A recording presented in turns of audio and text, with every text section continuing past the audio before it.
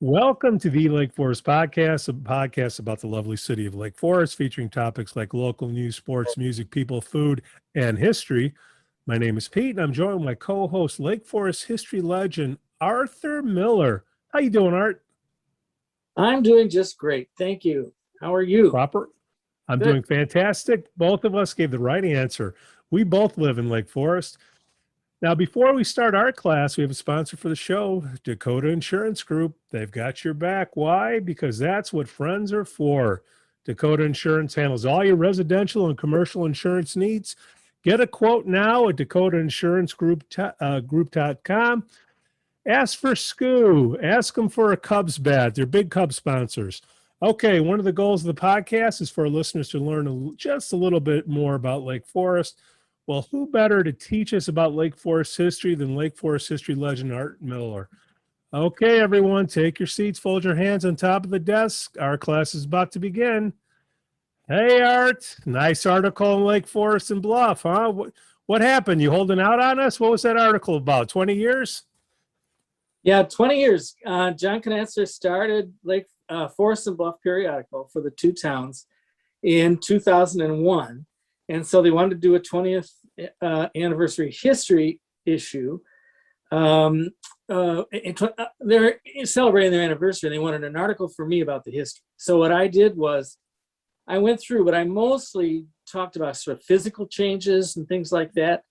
And what I wanted to do today was to complement that, if I could, and mention more the kinds of people who were involved, some of the people who made things. I mean, there are different theories of history, that there's just movements that make things happen, but then that there are also, the other theory is that there's people like Winston Churchill or Franklin Roosevelt or, whoever that actually make things happen for the good. And so that's what I'm going to try to talk about today.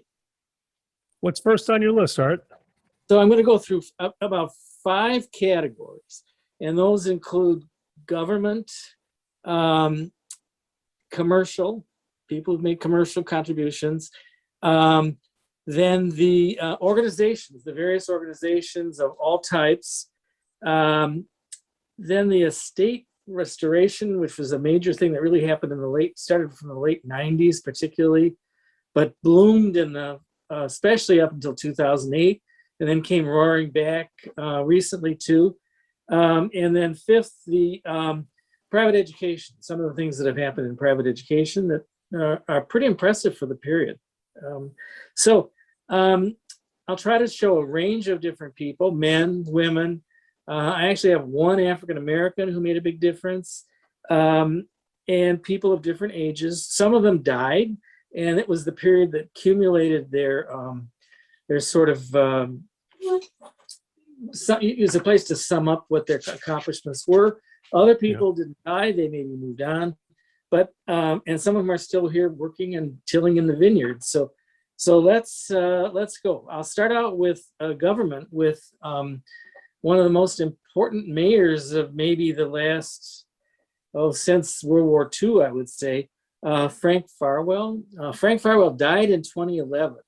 At his funeral service, his kids said he timed it perfectly because he didn't want to pay any federal estate tax. And so he died in December of 1911 before they it was a year when they didn't have any estate tax. So he was pretty cagey. He was an investment banker in Chicago with William Blair and Company. His great grandfather, John V. Farwell, was one of the founders of Lake Forest and everything. So he represented a real continuity in the community. His father, Albert Farwell, his grandfather was Francis Farwell. So he had good roots, but he did a bunch of different things that are important. You can notice them today as you go around Lake Forest. The Lake Forest beach is one of the biggest things.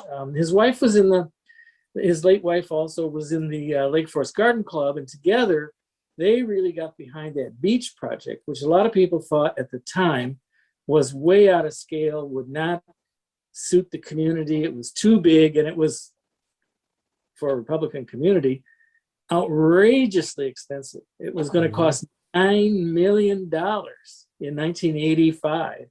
Well, of course, $9 million in 1985 was a lot more money. Now, you can buy a nice little estate on Lake Michigan for it along the North Shore. But back then, it was huge. So they really stepped up. They took out a bond issue to do that park. They got the garden club behind it with his wife, who arranged for the landscaping and everything.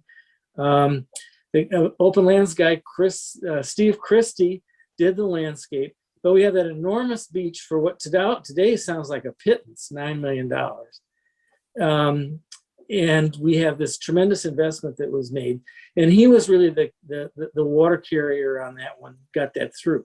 He was on the city council when there was a problem with disaffected youth, and helped form the CROYA organization that keeps kids busy and happy.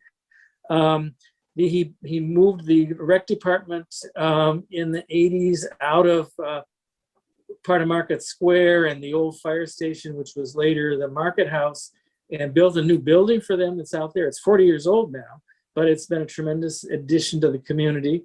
Probably needs to be added to, and he probably would have done it if he were here. Then another thing he did, which was really interesting, was he accepted as a gift to the city the Ragdale Foundation property at 930 North Green Bay Road. The granddaughter of Howard Van Doren Shaw, who designed Market Square, had taken over his house from her mother and wanted to start an artist community in 1976. She did, but her problem was she had about 5 or 7 acres that she had to pay property tax on, and it was just not really working out. She couldn't get it off the rolls as a not-for-profit organization. It was definitely not for profit, I can tell you, because I was on the board. No profit being made over there. So she got the city, she gave the property to the city. The city in turn gave her back a 25-year lease. And that got her off of the tax rolls, or got her off of the property tax rolls, so that she could manage with the investments that she had from her folks and with other contributions, keeping that thing going. It expanded. Well, then the city redid it. She had retained ownership of a little parking lot, and she managed to turn that into the city. It was worth $1 million by 2000, so she gave it up to them. Anyway, she founded that, and it was fabulous. It's now the oldest Midwestern artist community. Lots of major writers and artists have come out of it, so that was important. Gail Hodges was another city person. She was on the city council in 1998 when they passed the preservation ordinance that took the National Register Historic Districts and grandfathered them in as local historic districts with new ordinance powers defined, including the ability to deny demolition of a property, although it could be reviewed by the city for economic hardship or something like that. But it changed the course of a lot of development in town and focused people on repairing and fixing up and being generally helping out on that. Another person who was on an early historic preservation commission member was Mary Jane Walters, who was a pretty good interpreter of that, and she did that. Now we have Bruce Grieve currently on that board, who owns a big house himself and is sympathetic to both the people who are facing the contractors and facing the city people. So I think we have a good balance right now. And another governmental thing entirely is District 115, the high school district. And Chala Holland, the principal from 2015 to 2021, in January of 2021, she was named Lake Region Principal of the Year by the Lakes Region Principal of the Year by the Illinois State Horace Mann and Principals Association. Outstanding person.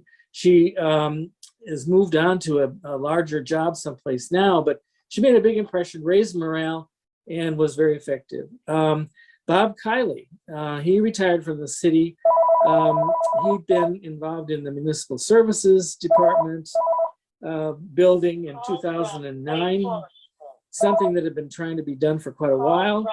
he I can't kill that.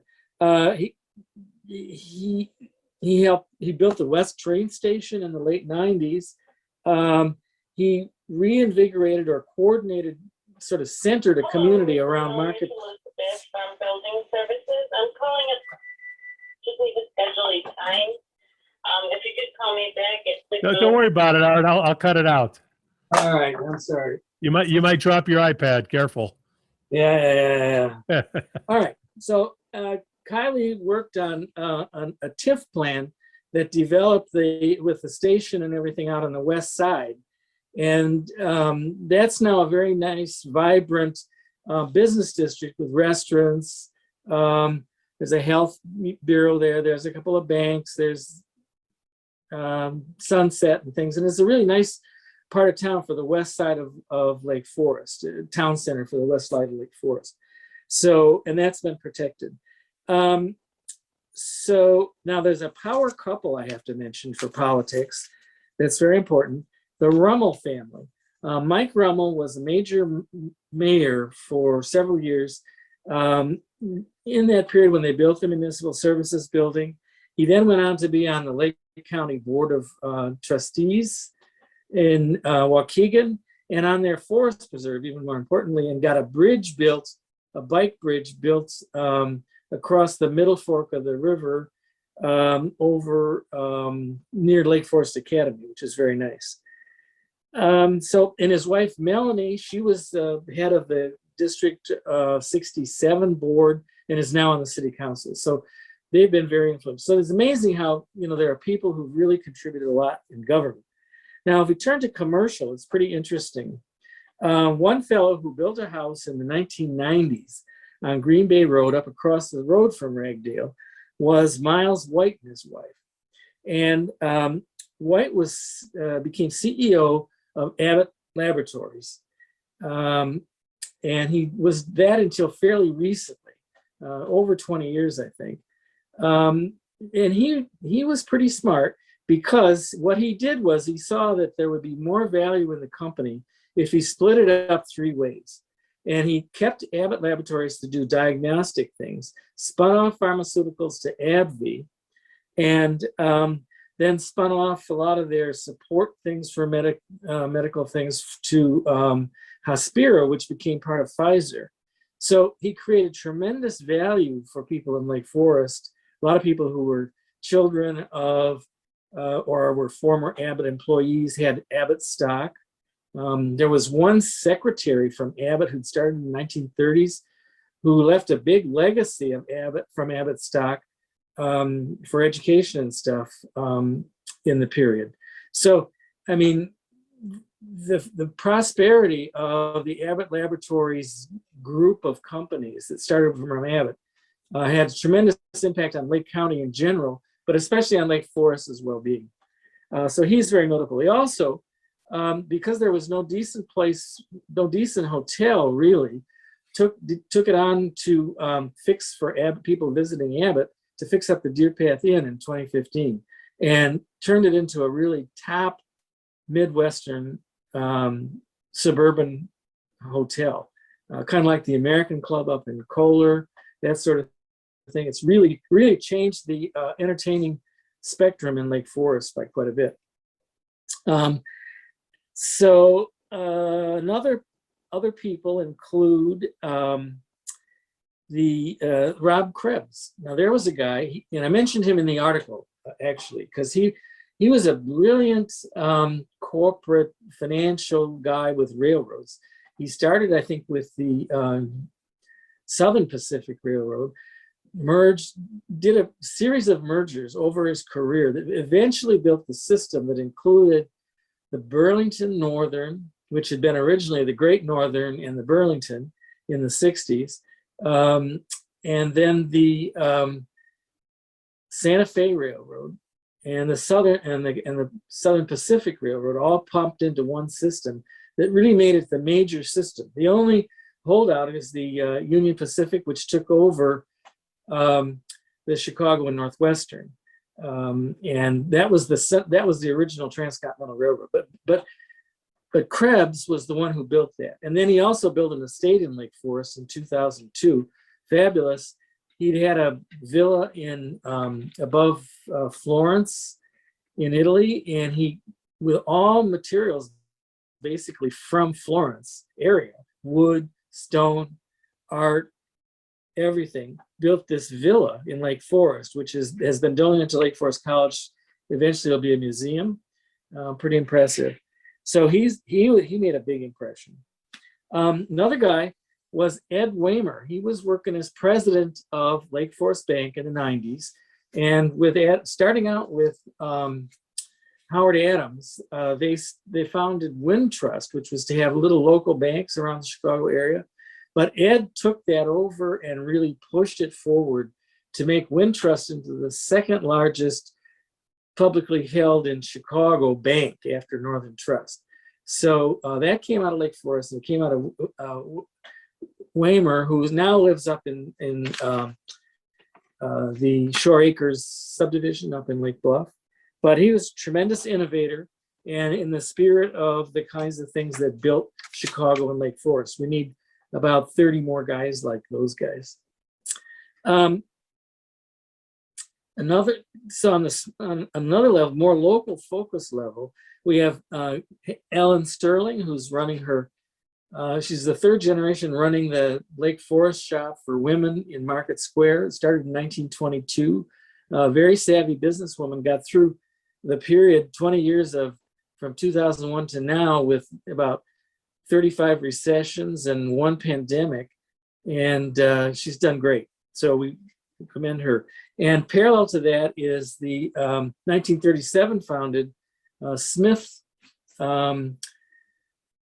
Men's Store, which was carried on after Brooks Smith died in the 90s by John Tiddell until fairly recently, last couple of years. And then a couple of young guys came in, took it over, and now revitalized it. Tiddell still comes in and helps them, and they are expanding their business to the west in their building. So there are some really promising entrepreneurs that are providing an updated traditional men's clothing option in Chicago, in the city. So another entrepreneur, local entrepreneur, would be Carla Westcott, who after the 2008 recession and the Southgate restaurant that was in the old fire station kind of didn't continue, she took it over, had it redone as the Market House, and that went along fine up until the pandemic. I mean, it was a little bit one-upped by Market Square, but generally it was doing fine. It had a wonderful garden overlooking Market Square in the summertime, and she sold it recently to a group that's going to bring in a restaurant next year, Le Colonial. That's going to be a contrast to the Deer Path. It's not going to be Mexican. It's going to be Vietnamese French fusion. And a lot of people are very excited about that because they know the chain from elsewhere in the country, including Chicago. So organizations, just to blend into organizations, a bunch of them have flourished in this period, grown and come forward. One is the Conway Farms Golf Club, which nobody heard of until in the 90s when it got started. And all of a sudden, it was hosting the Western Open golf tournament sponsored by BMW twice in the 2010s. Big success. 2,000 volunteers just to manage the crowd from people in town here. Huge. Now, the History Center of Lake Forest, Lake Bluff, was evicted by the city from its kind of not too good building behind the library, north of the library, and purchased property on the corner of Washington Road and Deer Path, just a block away, that had formerly been the Christian Science Church. They've done a lot of work on restoring it, rearranging it for their purposes.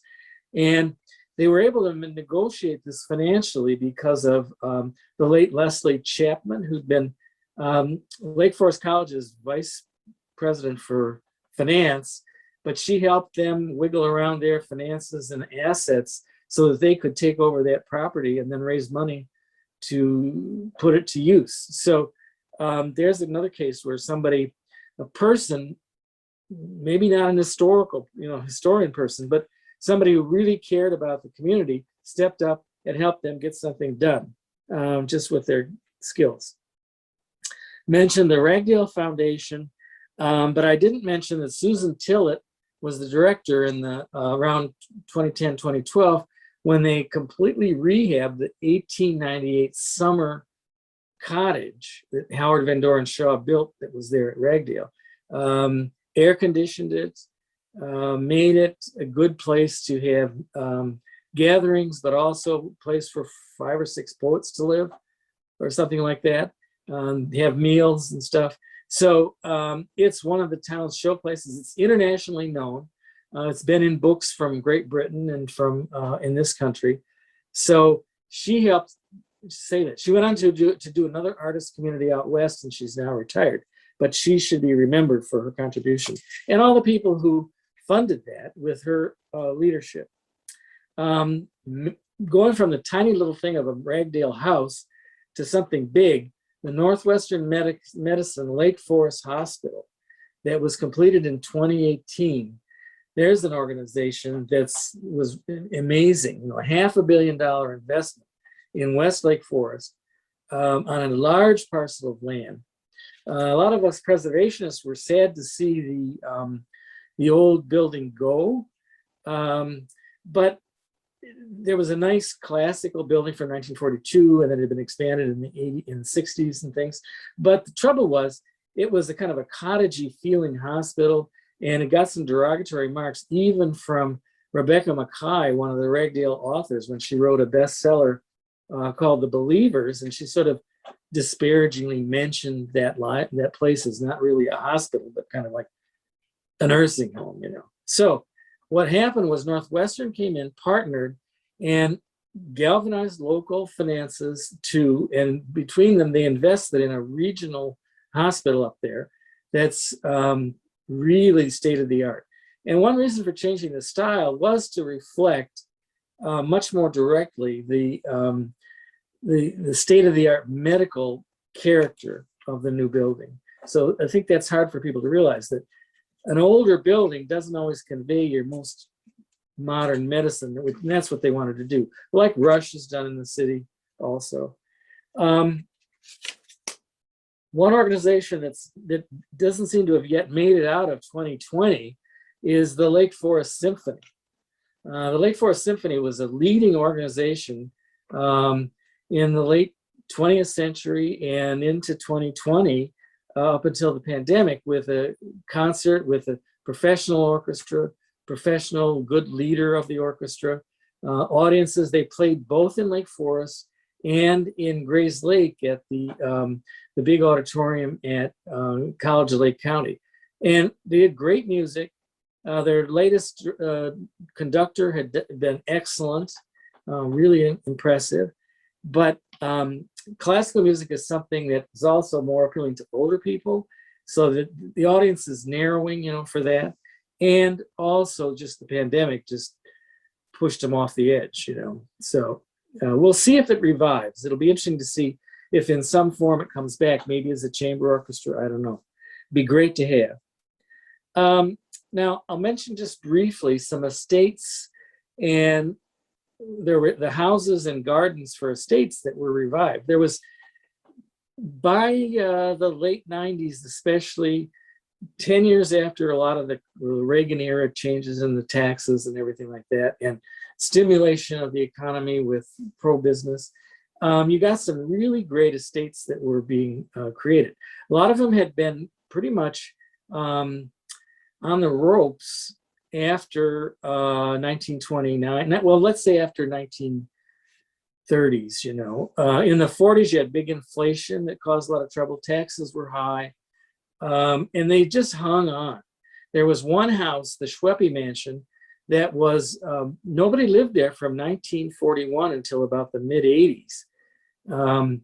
It just didn't, it was used by the extended family as a pool club, but they didn't live in the house. And then it was taken over and restored. Then the couple broke up. The house was there by 2011, by 2007, it was on the market, and it just sold this year finally, and is being restored now by by somebody who lives elsewhere. But it's going to be, it's really an incredible save to have that. It's a 24,000 square foot home with 150 feet of lake frontage on Lake Michigan, built like Fort Knox, out of concrete and stone and brick and everything. So it's wonderful to see it being saved.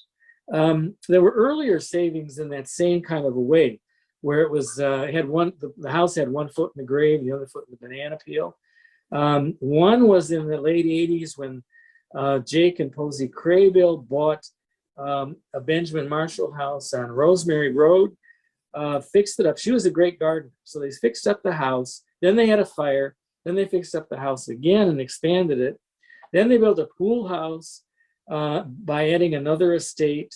They built incredible gardens. It's sort of the Dunbarton Oaks from Georgetown in the Midwest.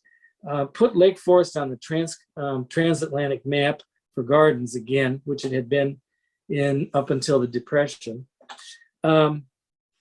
Just a fabulous, fabulous thing. It was the center for Garden Conservancy open days, starting in the early 2000s and continuing up until last year. This year, there are no Illinois projected Garden Conservancy open days, just because of everybody getting burned last year when the whole thing got called off. So I hope it comes back next year, but she's done a fantastic job. She was active in the Lake Forest Garden Club, but you didn't have to be a garden club member to do this sort of thing.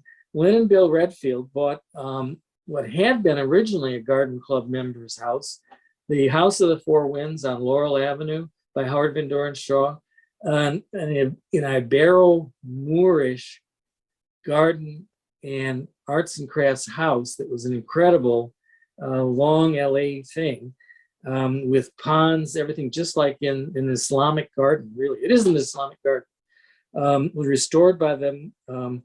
Redfield was an engineer, so he loved seeing all the fountains restored. There's one place where at the base of the garden there are 6 fountains, I think, or something like that.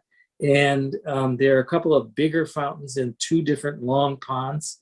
So it's modeled on the Generalife Palace above the Alhambra in Granada, Spain. That's the inspiration for it. And they restored that place. It's now owned by the Estes, who've done further restorations on the house. They've been concentrating on the house since they took it over a few years ago. But it's incredible. Another thing where it's kind of grabbed, it was a sturdy house, but it was in pretty bad shape, was the 1923 Delano and Aldrich. Now, Delano and Aldrich are huge East Coast architects, New York-based architects. And they built a couple of houses in Lake Forest, one of them being the Mrs. McGann house at 965 East Deer Path. It's now owned by different people, but Lorna and Miles Marsh restored that house. It had been subdivided in the 50s with a lot of little lots around the outside, but there was a central 3.5 acre plot, and they put in a new large garage, pool, staff lodge complex.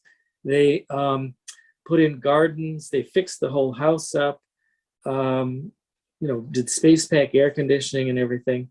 They've now built a smaller house nearby, but another family's taken over that place, so it's pretty good. Major places, Crabtree Farm in Lake Bluff. It was originally in 1911, or it was bought in 1905 by Mrs. Durand for a dairy farm. She built it after a fire. She built new barns in 1911 by Solon Beeman, who'd done Pullman and the Pullman building opposite the Art Institute. And she turned that into, she kept those barns going, but she subdivided off the northeast corner of 10 acres to William McCormick Blair, who had a little investment company. You might have heard of it in Chicago. Yeah. And Blair built on those 10 acres a fabulous estate with a great tennis house. The new book has just been written recently by Mr. Bryan, who lived there. John Bryan was the fourth owner of the estate, third owner with those barns and everything. In 1983, I think he took them over. He turned them into a museum, for an internationally known museum for arts and crafts, furnishings, and art and design. And people come in groups from Britain, from Florida, from the East Coast. Different associations come from all over the country to tour there. I've given lots of tours there to people with people from Europe and everything. So it's a major museum. He was a tremendous preservationist. He and his wife were fabulous gardeners. He built in 2011, 10 years ago, he built a new summer house there that's in modern style with John Vinci, the famous Chicago architect, and hired a Belgian landscape gardener to do it. And as you drive south on Sheridan Road toward that, you can see the Belgian landscape in there. It's beautiful. So the place is just incredible. He was the guy who raised the private funds for Millennium Park. So the guy who auditioned for the Bean came to town with one sheet, and he left it with Bryan to sort of use as a sales item, a little thing to sell the Bean. So Bryan installed that in a garden by this Verts fellow from Belgium. It's the centerpiece for this little garden, and it's incredible. He also preserved a Lake Forest 1830s log cabin. I moved it up there and restored it in 2005, and it's there, showing how people started out living in Lake Forest in the Stone and Bronze Age, and then went on from there. They just used maybe an axe to cut wood and built their homes. So he was important. Organizations, the Lake Forest Preservation Foundation. I mentioned Gail Hodges. She was a president a couple times. Marcy Kerr's been the director there since 2007. Lake Forest Garden Club, huge impact on the local landscape scene since it was founded in 1912. Was one of the founders of the Garden Club of America in 1913. In 2005, they were the first American garden organization to go to the Chelsea Flower Show in London and enter a display garden and win a medal. So they put Chicago on the map with that. Lake Forest also. They led the Forest Park Restoration Project 2015. Their members donating much of the funding for that. So that's a very important organization. Now, private education, I'll just mention a couple of the schools. Lake Forest Academy has been in 4 different places. It had a wooden building first at Deer Path and Sheridan. Deer Path and Sheridan. That burned in 1979. Kids building fires in the winter, duh. Then they had a building over it's now North Hall at Lake Forest College, 1880. Then in 1893, they built a campus that's now the college's South Campus on Sheridan Road at Rosemary. And then when their main building there burned in 1946, by 1948, they moved to the Melody Farm Estate of J. Ogden Armour in West Lake Forest. It was west of Lake Forest at that point. They used that building as their classrooms. They built some dormitories around it, used some of the barns and stuff for dorms. But then since 2000, they have just blossomed out there. They built a whole bunch of new buildings, new athletic fields. It looks like it's fabulous. It really is. It's incredible. A couple of major families. One family, the Reyes family, gave the science building. Reyes family in East Lake Forest, and the Reed Anderson family gave the student union building. It's on a scale of a small college, as is the tuition, I might add. Not cheap, but it's a wonderful institution, and they've done really well. Lake Forest College, in 2002, came President Steve Scott, who's there now. He's just recently announced that he's going to retire after 20 years next year. But In his period, he built an enormous amount of buildings and restored a lot of the buildings. He had made additions and restored them. The library was done over in 2004 with an addition. The student union had an addition in 2006. He doubled the size of a dorm called Moore Hall with a whole new building in 2009. Made a great new fitness center, sports center addition in 2011.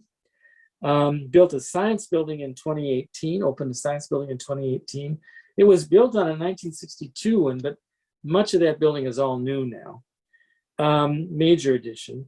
And starting this coming fall, there's going to be the original, the oldest brick building at the campus, 1878 5-story University Hall, later Young Hall, and for an 1981 renewal, will be Brown Hall, with an addition given by Solange and Bill Brown here in town. They made the lead gift of the better part of $10 million, which isn't chopped liver even still.